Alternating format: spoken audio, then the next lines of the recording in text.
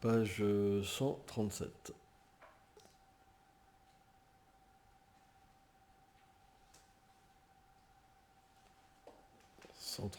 Je sais pas si... tu sais lire les chiffres? Ça va? Ok. 1, 3, 7. Om Namo Bhagavate Vasudevaya. Om Namo Bhagavate Vasudevaya. Om Namo Bhagavate Vasudevaya. Om Namo Bhagavate Vasudevaya. Om Namo Bhagavate Vasudevaya. Om Namo Bhagavate Vasudevaya. Yoga Yuktum Vishum Datma. Yoga Yukto Vishuddhatma. Vijitatma Jitendriya. Vijitatma Jitendriya. Sarvam Bhuttatma Bhuttatma. Sarvabhutatma Bhutatma. Kulvam Napi Naliptyate. Purvanapi Nalipyate. Traduction.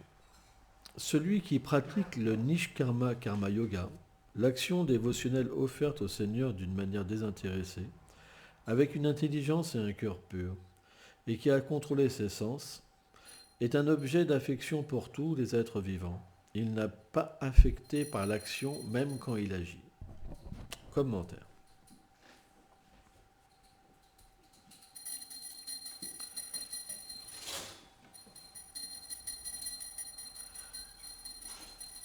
Un dévot qui pratique l'action dévotionnelle offerte au Seigneur d'une manière désintéressée devient graduellement purifié de toute contamination matérielle. Il peut réaliser qu'il est l'âme purement spirituelle et percevoir l'âme dans tous les êtres vivants comme étant de même nature spirituelle. Le Seigneur lui donne également la réalisation qu'il l'accompagne en son cœur et qu'il est situé dans le cœur de tous les êtres. Établi dans cette conscience, il n'est jamais illusionné par une conception matérielle de l'existence. Shri Krishna étant toujours perceptible à un tel dévot, il le perçoit en toutes choses et le sert avec dévotion à travers sa création. Aussi voit-il tous les êtres sur un plan supérieur et relationne-t-il avec eux d'une manière parfaite. C'est la raison pour laquelle il est aimé de tous les êtres vivants. Omaganati Bilandasya Ganam Jalam Shalakaya Shakshulum Meditam Jena Taisme Shigunave Namaha Namaum Vishnu Padaya Krishna Prestaya Bhutale Shrimate Bhakti Vedanta Swamina Iti Namine Namaste Sarasvati Deve Ko Lavani Plachaline Nilveshe Shasunyavadi Plachatadishatadine. Alors, on doit savoir qu'il y a plusieurs niveaux de yogi. Karma yogi, Jnana yogi et Bhakti yogi. C'est les trois principales. Après, il y a plein de divisions qui viennent d'une même conception. Et là, on est plus dans la vision du Jnana, de percevoir les opulences du Seigneur suprême. Donc, ça s'établit comment? Ça s'établit de se libérer de l'identification avec le corps et de percevoir l'âme suprême dans son cœur, de percevoir l'âme, ça veut dire le propre soi, et de percevoir cette vérité en tous les êtres. Quand on établit cette vision d'égalité et de relation avec le Créateur, à ce moment-là, naturellement, on agit pour le bien de tous les êtres, puisqu'on est complètement désintéressé par tout gain matériel. Mais, dans ce niveau d'existence, on n'a pas conscience de notre relation éternelle avec Krishna. L'âme, elle est encore... En fait, c'est un plan de la vertu. La plupart des yogis ils sont sur ce plan-là. Ça veut dire qu'ils n'ont pas conscience de leur forme éternelle, de leur sentiment éternel, et de leur relation avec le Seigneur suprême dans le monde transcendantal. Et ça, c'est dommage, parce que tant qu'on est sur ce plan-là, Mahunam Jamunte, on doit revenir pour se qualifier. Or, c'est très rare de devenir qualifié, parce que la qualification, ça veut dire rasa, ça veut dire pouvoir comprendre les doux sentiments qui habitent le Seigneur suprême. Dans le point de vue du Gyan, il n'y a pas de relation avec le Seigneur suprême, c'est une relation très lointaine. On reçoit des pouvoirs, on peut se fondre, c'est une manière de parler, se fondre, parce que l'âme, elle ne perd jamais son identité. Par exemple, souvent, je prends cet exemple, si vous prenez une goutte d'eau, vous le mettez dans un bol, vous ne pouvez pas retrouver la goutte d'eau. De la même manière, ceux qui expérimentent le Brahman et qui disent qu'ils sont sans forme, pourquoi ils reviennent quand ils expérimentent le Brahman ? Ce ne serait pas possible. C'est comme une goutte d'eau, quand vous le mettez dans l'eau, vous ne pouvez pas retrouver la goutte d'eau. Donc, le point, c'est que le yoga ne permet pas, la méditation impersonnelle ne permet pas de comprendre sa nature et d'établir un lien d'amour avec le Seigneur suprême. C'est pas possible. C'est pourquoi Krishna, bien qu'il énonce différentes philosophies dans la Bhagavad Gita, à la fin il les rejette. Il dit, par toutes ces voies, tu ne peux pas m'atteindre. Il n'y a que par la pure dévotion que tu peux m'atteindre. Mais comment on atteint la pure dévotion ? Pourquoi Krishna, il dit Tadvidi pour les placéda ? Pourquoi il dit approche une personne qui a la pure bhakti, qui m'a vu, qui me connaît, qui a une relation avec moi. Cette personne, il faut que tu lui poses des questions, tu lui rends ton hommage et tu le sers.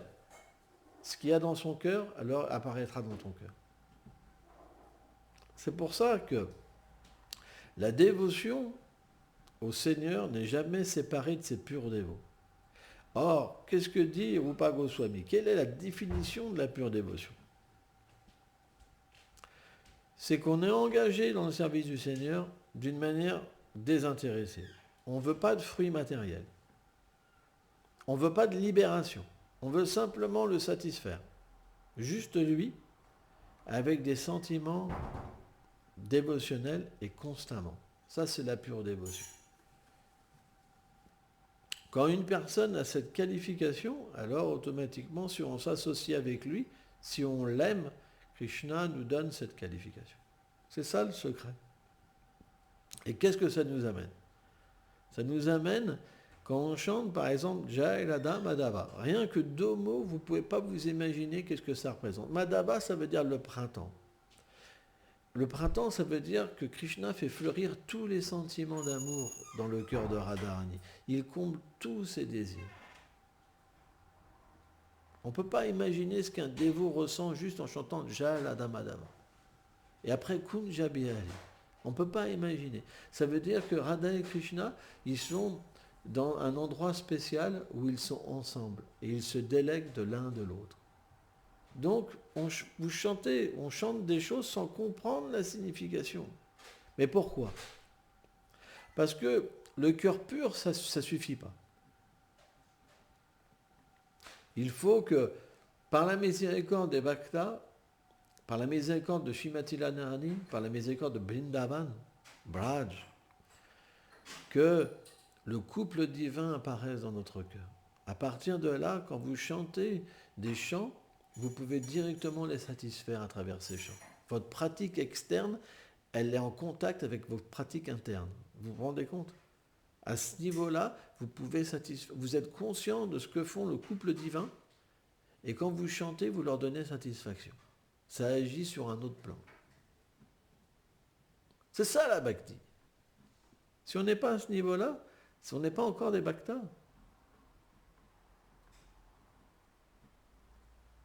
on n'est pas encore des bhaktas. Donc bien sûr, avant, il faut étudier des choses qui vont nous permettre de purifier notre cœur et de comprendre la création matérielle.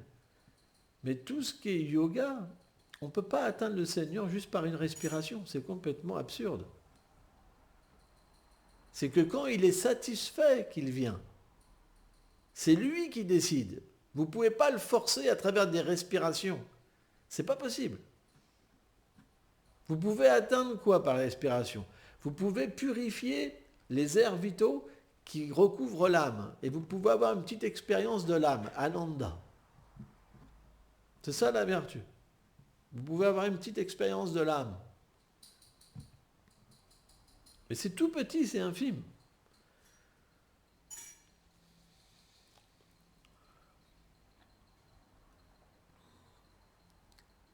C'est pourquoi, lorsqu'on avance spirituellement, on n'est plus intéressé par des choses qui ne peuvent pas satisfaire l'âme. Parce que quand on parle de satisfaction, ça veut dire qu'on réalise qui on est.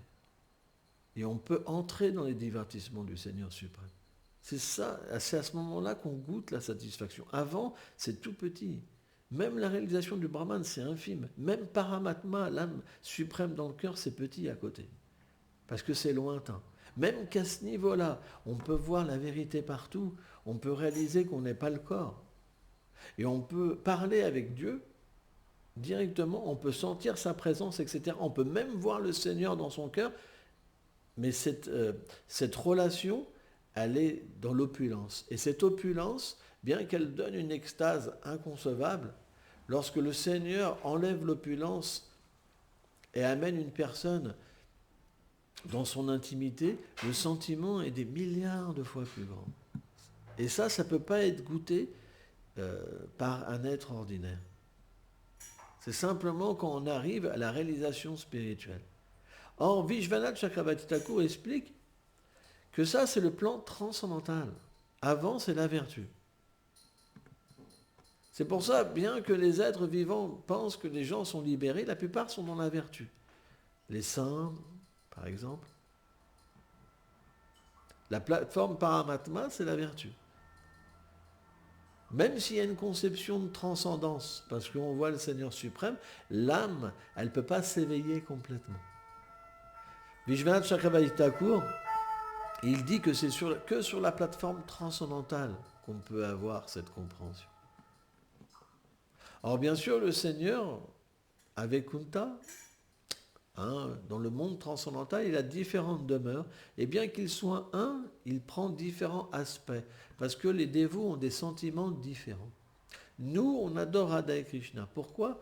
Parce qu'on a envie, pas d'adorer Dieu, mais on a envie d'être avec notre ami éternel. On a envie de tenir la main à Krishna. On a envie de masser ses pieds. On a envie de servir Srimati Radharani dans une intimité. Ça veut dire quoi l'intimité ? Ça veut dire qu'ils font... L'intimité, ça veut dire que ce qu'il y a dans leur cœur, ils le font voir. Ça apparaît. Radha et Krishna, c'est les formes où leurs sentiments apparaissent. Vous comprenez ? Alors que plus le pouvoir est manifesté dans une forme, moins on perçoit le sentiment interne. Vous comprenez ? Or, plus le sentiment interne est manifesté, plus le sentiment d'amour est élevé. C'est logique. Mais en même temps, plus c'est intime, et moins vous avez de chances d'être introduit. Parce qu'il faut une qualification. Il faut un sentiment irréprochable. C'est pour ça que Rupa Goswami explique que le service de dévotion est quand même rarement atteint. Parce qu'il faut une dédication complète. Mary Yashoda, par exemple, pour essuyer une goutte de sueur de Krishna, Krishna fait apparaître des gouttes de sueur. Mary Yashoda, elle est prête à mourir 1 million de fois, de mourir pour vivre 1 million de fois, juste pour essuyer une goutte. Tellement c'est intense. C'est pour ça, cette bhakti, elle peut être atteinte que par une miséricorde spéciale. C'est quoi une miséricorde spéciale ? C'est que, au fur et à mesure que vous essayez de satisfaire une mission Vaishnava, ça veut dire le désir du Vaishnav, en proportion que vous faites cet effort-là, en proportion, Krishna devient attiré, même si vous n'êtes pas qualifié. Et quand Krishna devient vraiment attiré, automatiquement, votre qualification, elle devient apparente. Vous ne comprenez pas ? Si ? Ok. Parce qu'en fait, la nature de l'être, Nitya Siddha, Krishna Prema, elle est déjà dans le cœur. Ça veut dire que l'être, il a déjà une forme, il a déjà un nom, il a déjà des attributs. Simplement, c'est comme en sommeil. Donc si Krishna approche, votre nature, elle se manifeste. Mais la nature de l'âme, elle ne se manifeste pas avec le Brahman. Elle ne se manifeste pas avec le plan Paramatma, de l'âme suprême. Elle se manifeste simplement avec le plan Bhagavan, quand le Seigneur se manifeste dans sa forme éternelle. C'est pourquoi les Védas expliquent qu'il y a 4 sampradayas simplement qui donnent cette réalisation.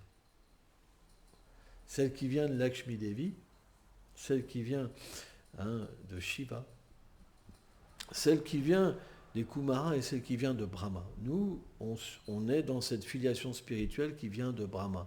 Cette connaissance, et le Seigneur se révèle à travers ses voies. Le reste, il se révèle à travers le Brahman, l'impersonnalisme, ou situé dans le cœur. On voit par exemple des dévots comme un saint chrétien, Saint François d'Assise est au niveau du Paramatma par exemple. Donc au niveau du Paramatma, on est libéré d'une certaine conception du corps, on peut parler avec Dieu, on peut parler avec toute la création, mais on n'est pas conscient de notre rasa éternelle encore.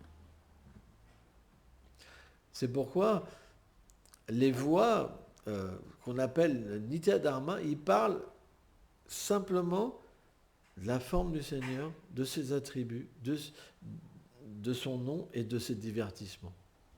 Le reste, c'est secondaire. C'est pour ça que dans ces voies-là, on n'étudie pas le yoga, les chakras, etc. Parce qu'en fait, le chakra, c'est le corps subtil, c'est pas l'âme. Le but, nous, c'est d'être délivrés du corps subtil. Parce que le corps subtil, c'est cette enveloppe, en fait, qui recouvre l'être et qui empêche de percevoir cette réalité. Donc c'est vrai que lorsqu'on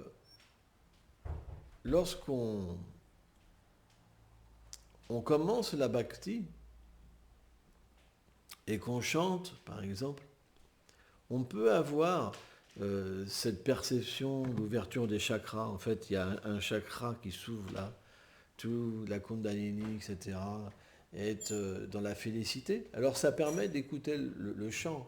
Mais en fait, le chant amène beaucoup, beaucoup plus loin que ça. Ça, c'est rien. C'est rien. En fait, le chant amène l'être vivant à éveiller sa forme, en fait. Il peut directement, après écouter avec les oreilles transcendantales, voir avec ses yeux, sentir avec son nez. Ça va beaucoup plus loin que ça. Et entrer, en fait, être introduit à Vrindavan. Et pour voir directement, voir les divertissements du Seigneur.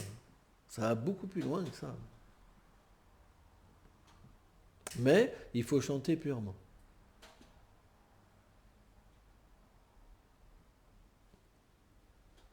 Parce que le chant pur n'est pas différent du Seigneur. Dès qu'on chante purement, il apparaît en fait. Au bout de 2 noms, il apparaît. Et vous êtes sur le plan de voir face à face le Seigneur dans votre forme spirituelle. Tous Vaishnavas authentiques ont eu cette réalisation. Un nom, ça détruit tous les péchés, ça détruit toutes les conceptions matérielles. Et le deuxième, vous êtes introduit à Golok Vrindavan. C'est pas ordinaire le saint, mais il faut avoir la foi. Comment on a la foi? En écoutant des gens qui ont eu l'expérience. Comment vous voulez donner la foi si vous n'avez pas eu l'expérience? C'est pas possible. Ah blablabla, ah blablabla, il n'y a pas la puissance. Il n'y a pas la puissance. Donc automatiquement, si vous n'écoutez pas des gens qui ont eu l'expérience, à un moment, vous vous dites, il parle, mais je sais pas, je ne ressens pas. Je ressens plus quelqu'un qui, par exemple, qui a eu l'expérience du Brahman. On doit parler par l'expérience. Une voix authentique, ça donne l'expérience. Il y a beaucoup de voix, ils parlent, ils vont par exemple spéculer sur le mot amour, blablabla, blablabla. Ils n'expérimentent pas. C'est pourquoi, par exemple, Bouddha, et c'est intéressant l'histoire de Bouddha, c'est quand il est venu en Inde, pourquoi Bouddha, il a pu répandre sa philosophie? C'est parce qu'il avait l'expérience. Donc il tombait en face de sadhus qui n'avaient pas l'expérience. Et donc, automatiquement, il s'abandonnait à lui parce qu'il avait une expérience. Vous comprenez? Alors, bien sûr, Bouddha, c'est le Seigneur suprême qui vient sous cette forme, sous la forme d'un Saktiavesh avatar. Parce que dans l'âge de Kali, tout est dévié. Les Védas sont déviés, etc. C'était horrible ce qui se passait. Chaque maison était devenue un abattoir, soi-disant pour faire des rituels. Il tuait des animaux. Donc il est venu pour répandre Ahimsa. Mais c'est intéressant, parce qu'il est venu véritablement à travers l'expérience. Simplement en parlant de son expérience, il a pu répandre cette philosophie. C'est pourquoi le service de dévotion, il permet d'avoir l'expérience. Mais c'est une expérience où il faut être vraiment sincère. Il faut être même désintéressé de se libérer de ce monde matériel. Même désintéressé du bonheur. Il faut vouloir une seule chose, c'est le bonheur du Seigneur. Alors c'est contradictoire parce que le Seigneur est Atmarama. Il est pleinement satisfait, il n'a besoin de rien. Et pourtant, il a cette fonction qu'on puisse prendre soin de lui. Parce que sans ça, il n'y aurait pas de création. S'il était autosuffisant et juste satisfait en lui-même, il n'y aurait pas de création. Pourquoi il nous manifeste? Pourquoi, à travers sa Jiva Shakti, il nous manifeste? C'est simplement parce qu'il aime recevoir un service d'amour et il aime aussi donner de l'amour à ses dévots. C'est pour ça que ça existe dans nous. C'est pour ça qu'on a besoin d'aimer et on a besoin de donner aussi. Même à l'état conditionné. Mais à l'état conditionné, l'amour, c'est tout petit et c'est imparfait. On est toujours déçu parce que tout tourne autour de nous-mêmes. On a un conditionnement et ce conditionnement fait que j'ai tel désir, et ceux qui m'aident à le combler, c'est mes amis, ceux qui ne le comblent pas, je commence à moins les apprécier, et puis là ça va plus, et puis après je les déteste. Vous comprenez? Mais quand on est sur ce plan de l'amour, et qu'on peut chanter véritablement le nom et avoir un aperçu, mais c'est extraordinaire le contact qu'on peut avoir avec les gens de Vrindavan. C'est des gens parfaits. Ils nous donnent exactement ce qu'on a besoin. On vole. On vole parce que l'amour est tellement parfait, l'abandon est tellement parfait qu'on a juste besoin de s'abandonner. On n'a plus besoin d'exister par nous-mêmes. On existe par l'amour des autres. C'est un endroit tellement merveilleux. Même la terre, la poussière, tout est tellement merveilleux, tout est tellement élevé. Mais c'est pas tout hocher la tête. Dans une classe, il y en a beaucoup qui hochent la tête. Alors souvent, c'est parce qu'ils ont envie de dormir, ils hochent la tête, ça les empêche de dormir. C'est pas la tête qu'il faut hocher, c'est ouvrir son cœur. Il faut donner son cœur à Krishna. Et après, Krishna, par cette confiance qu'on lui donne, il fera tous les arrangements dans cette vie pour qu'on puisse se purifier. Mais si on a des désirs matériels, je vais faire ma vie comme ça, je vais faire ceci, on n'atteindra pas le succès. On atteindra simplement nos désirs. Mais est-ce que nos désirs ils peuvent nous satisfaire? Non, c'est trop petit. C'est pour ça qu'on doit étudier une philosophie qui nous permet d'avoir un désir plus grand. Parce que le Seigneur comble les désirs. Et le désir le plus élevé, c'est de devenir un associé du Seigneur suprême. Il n'y a pas plus élevé comme désir. Donc si vous voulez développer ce désir, il faut vivre avec les dévots, mais sans dualité. Si vous pensez que vous avez quelque chose de supérieur, ça ne sert à rien d'être là. Il n'y aura pas le gain. Donc, on doit enlever cette duplicité. On doit devenir des êtres simples. Être comme un enfant. Un enfant, il veut simplement jouer. Mais jouer avec Krishna. Merci beaucoup.